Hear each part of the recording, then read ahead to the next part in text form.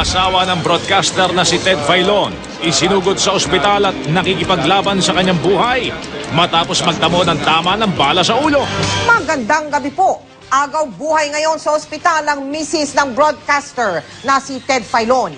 Isinugod sa New Era General Hospital si Trinidad Filon kaninang umaga dahil sa tama ng bala sa kanyang ulo. Ayon po sa isang doktor doon sa ospital, nasa intensive care unit o ICU ngayon ang pasyente. Sabi naman po ng medical director ng ospital din yun, sinabihan daw sila ng pamilya ng pasyente na huwag muna magbigay ng anumang detalye sa media. Antabayanan niyo po ang ibang detalye ng balitang yan maya-maya lamang.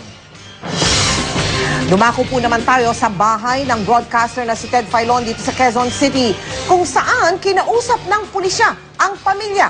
Nakatutok doon live si Jiggy Manicad. Jiggy. Mel, Mike, sa mga sandaling ito nga ay nasa likuran ko lamang ang bahay ni Ted Filon at patuloy ang investigasyon na ginagawa ng mga otoridad dito.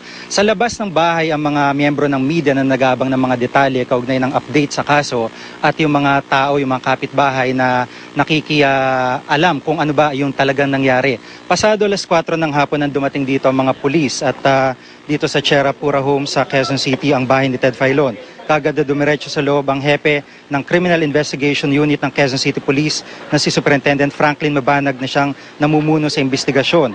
Nasa loob pa siya ng bahay kanina lamang pero siya'y lumabas na nga para magbigay ng update at kinausap niya ng may ilang oras din ang pamilya. Pero kanina nakausap din namin si Mabanag na nagpunta sa New Era Hospital kung saan isinugod ang asawa ni Filon na si Trinidad.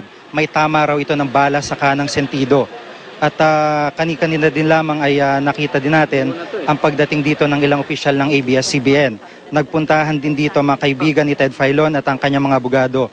So ngayon po ang latest ay kararating lamang ni Vice President Noli de Castro at sinubukan namin kunan ng payag pero dahil nga kararating lamang niya ay wala pa raw siya may bibigay na impormasyon. Nung paglabas ni Colonel Mabanag dito ay sinabi niya na dito ipoproseso si Ted Filon dahil yung mga paraffin test at ibang mga procedure na gagawin ng pulisya ay dito na gagawin sa loob mismo ng kanyang bahay. Lahat daw ay ikinokonsiderang suspect dito sa nangyaring insidente at lahat ay iimbestigahan kaugnay pa rin ang pangyayaring ito. Mel, Mike? Jiggy, lilinawin ko lang, may mga ibang tao nandun sa loob ng bahay nung naganap yung pagtama ng bala ng baril doon kay Mrs. Filon? Base sa payag ni Colonel Mabanag kanina sa interview ng GMA News, sinasabi Mike na driver at katulong daw yung kasama ni Ted Filon nung mangyari yung insidente. Pero ito ay inaalam pa rin ng mga otoridad na mabuti kung sino-sino nga ba talaga yung kasama dahil hindi pa rin kompleto ang kanilang investigasyon. Mike? Maraming salamat. Jiggy Manicad nakatutok live mula sa Cherra Pura Subdivision sa Quezon City.